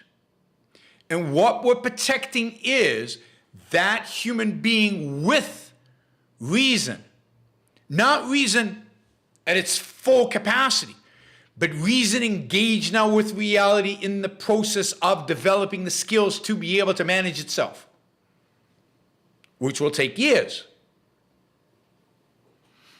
So rights start then, because it is the mind we are protecting. And the bigger question is, what about children that are born with Down syndrome or something like that, where they don't have reason, they don't have a mind. And they, in a sense, they gain rights, they gain the protection of the law in the sense that they are, you know, separate human beings at this point. And even though they're never going to reach that fully functioning of the mind that protects them, we respect their life, and we, in a sense, we're giving them the presumption of being human, being fully human, by granting them rights. And again, one of the reasons to have abortions is to prevent babies from being born without enough of a brain to take care of themselves. Michael, thank you. That's very generous. Sorry, unrelated question from the book, The Origins of Political Order by Francis Fukuyama. Natural human socialization is built around two principles: kin selection and reciprocal altruism. What you think about reciprocal benevolence instead? I don't know why we need this reciprocal to begin with. So, yes, there's no question there's a sense in which we all appreciate a reciprocality, and particularly a benevolent reciprocality. And it's a feature of human life, and it's an important feature of human life. It's not a principle on which human socialization is built around. The fundamental principle, this is me now. I'm sure I got this from Rand or Peikoff, but maybe not. Anyway, the fundamental principle around human socialization, whatever the hell that means, that is human beings' ability to live and flourish and be successful in a society, the fundamental principle of that is the benefit of trade. Not just trade materially, but spiritual trade. The ability to engage with other people in win-win relationships. The ability to ultimately the ability to specialize, and the ability in very primitive societies, for me to make the arrows and for you to make the, for whatever level of specialization there is, it's the ability to trade and therefore be, right, in a society together. Why? Because we're all benefiting from one another.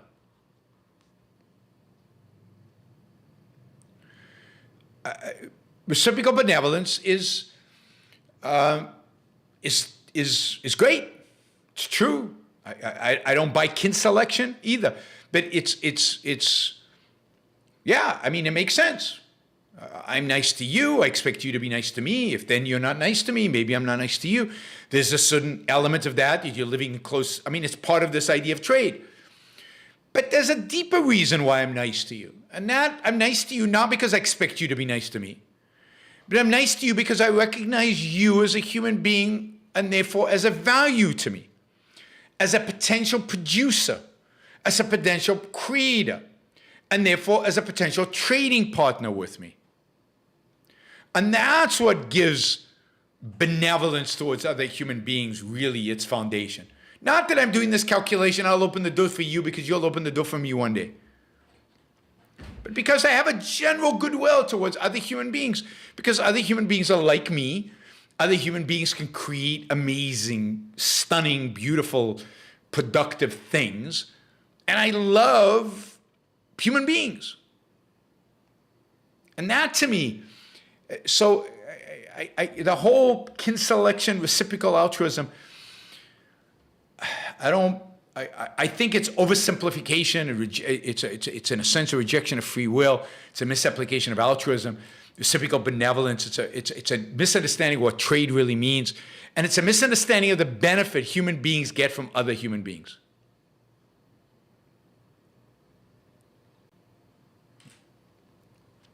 It's a very materialistic view as well, very materialistic, which is not surprising coming from the left. Ashton Milky Way wants me to notice him on the podcast. I noticed you, Ashton. You could have put some dollars and then I definitely would have noticed you. All right, Andrew asks, sorry for the personal question, but did faith ever have meaning for you, or was objectivist metaphysics a relatively easy integration? Yeah, objectivist metaphysics was the easiest, to the extent that I understand it, was the easiest for me, because faith never, I mean, I became an atheist at age 6. I never got it. Religion was something that was happening around me and didn't make any sense to me, and I rejected it from age 6 or 7. I remember the place in the world where I was when this happened. So I can't pinpoint the exact age. I was living in London at the time, but I lived in London from age 5.5 to 8, I think. Yeah, 8. So I think it happened around 6, 7. I rejected Judaism as a religion. Absolutely. I never believed. I used to go to synagogue, not believe a word of it. I used to do the Friday night prayers with my grandfather and my parents. Never believed a word of it. So to me, religion was never an issue. So the metaphysics was easy, in a sense of, yeah, she didn't have to convince me that. By the time I read Ayn Rand, I was a committed atheist. I mean, Florida Nick asks, any Thomas Sowell recommendations? I've just started Black Rednecks and White Liberals, and I'm enjoying it. Great show tonight. I mean, I like all of Thomas Sowell's books. You're going to learn something from all of them. He's a good writer. He's entertaining. You don't have to agree with everything he says. His book on basic economics is good. His book on ethnic and racial issues, his books on that are very good. I don't agree with everything he writes or everything he says, all his formulations, but he's always interesting and there's always something to learn from him. Traeger asks, in art, anti-heroes can be interesting. Altruistic heroes are boring, neither inspiring. I agree. Aim Buticle, the 16-year-old. Can you please explain to me how resources are infinite? Wow, you're asking small questions tonight. All right. Because think of it in this sense. Let's at the most abstract level. We have and are developing and would develop the capacity to rearrange the atoms in the universe. And there is no limit to the number of rearrangements we can make. So let's just do some science fiction, right? So first, just think about it this way. There's oil in the ground, and for years we were told over and over again we're running out of oil. And then we suddenly discovered more oil. How do we discover more oil? Well, we figured out a technology to squeeze oil out of places we couldn't squeeze oil out of places in the past. Theoretically, in 300 years or so, we'll probably squeeze every last bit of oil out of what we have today, of Earth, right? Now, because oil is from organic material, at least that's our understanding of where Earth comes from, there might not be Earth available to us anywhere else in the planetary series right now. But given the advancements in science and technology, can't we imagine that we start creating some kind of artificial oil? That we create the oil ourselves? That we restructure the atoms in order to create oil? I don't know. The point is this, that the only limited resource is human ingenuity. We can come up with ideas and structures and way to do things that nobody else has ever imagined. And in a sense, the real resource is not oil. The real resource is energy. And if we run out of oil for energy, we'll figure out how to use something else for energy. I'm not sure what that will be, but we'll figure it out.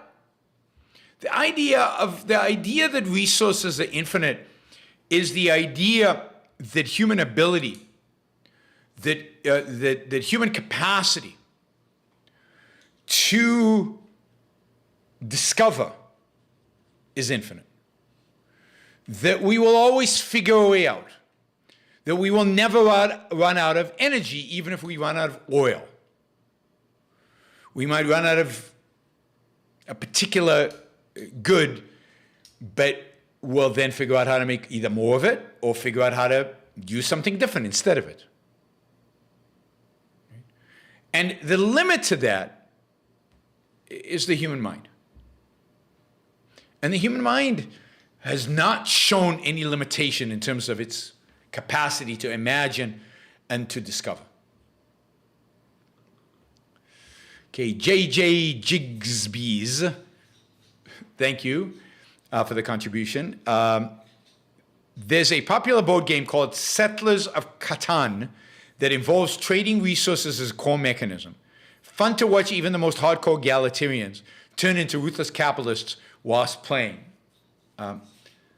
Something that, yeah, I mean, those ruthless egalitarians, hardcore egalitarians, can be very ruthless when it comes to their job, their work, their startup. It's amazing, right?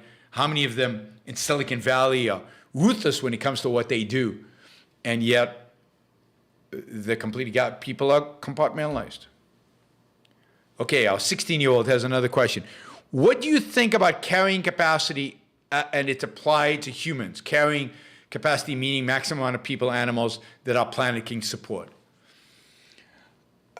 I have no way of telling, but it seems to me that the carrying capacity of planet Earth is several multiples of what we have today. We have not populated the oceans yet. We have not utilized the oceans as sources of food yet. We have not started mining asteroids to bring in other natural resources. How much of the Earth's core have we actually mined? Have we actually gone into? I don't know, a fraction of 1%? A fraction of a fraction of a fraction of 1%? I think the carrying capacity of planet Earth is tens of billions of people. Now, as it happens, human population on planet Earth is probably going to start shrinking at some point because people are having less kids, partially because they're being scared to death by all the fear-mongering about climate change and about the carrying capacity of Earth. But I don't know what the limit is. I mean, imagine if we could build floating cities or cities under the water, and if we could harvest the oceans in terms of growing food, and there's just no limit to these things. I mean, it's futile to speculate, because every time we speculate, every time somebody comes up with a number, it's blown out of the water. I mean, going back to oh God, I forget his name, in 1800, who said hundreds of millions of people are going to die. The population of Europe is going to exceed the capacity for us to create food, which is, and that was in 1800 and 1900, and then again, Paul Ehrlich in 1969 predicted the same thing. And yet we produce so much food right now that a lot of farmland is being turned into forests because we don't need it anymore as farmland. Right?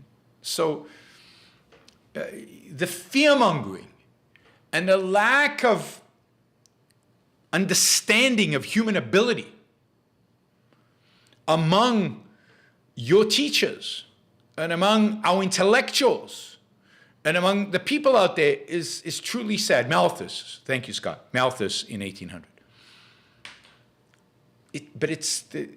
We have every reason to be super optimistic about the ability of human beings to thrive if they are left free. If they are left free. All right, guys, we've hit 2 hours and 4 minutes, and you guys got us over $800 today.